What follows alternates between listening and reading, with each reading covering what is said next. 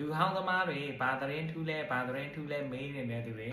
ဘာသတင်းမှမထူးပါဘူးเนาะတော့ပေမဲ့မိမိလက်ထဲမှာဒီလိုမျိုးနိုင်လစ်စာရွက်လေးရှိတဲ့ဆိုရင်အေးအေးဆေးဆေးနေထိုင်သွားလာလို့ရပါတယ်ဒီနိုင်လစ်စာရွက်ကတက်တန်တိုးထားကြောင်းအထောက်ထားစာရွက်တစ်ခုလို့ပြောလို့ရပါတယ်ဒီရှစ်လပိုင်းထိခွင့်ရပေးထားတာမို့လို့ကြောက်စရာမလိုပါဘူးဒီတက်တန်တိုးကိုစောင့်နေတဲ့သူတွေကဒီထိုင်းနိုင်ငံမှာသိန်းနဲ့တန်းနဲ့ချီရှိတယ်လို့ကြားသိရပါတယ်ဒီနေရာမှာရေးကြီးတဲ့ချက်ကဘာလဲဆိုရင်ဒီလူဟောင်းတက်တန်တိုးထားတဲ့သူတွေဒီတထေးပြောင်းလို့မရသေးသလို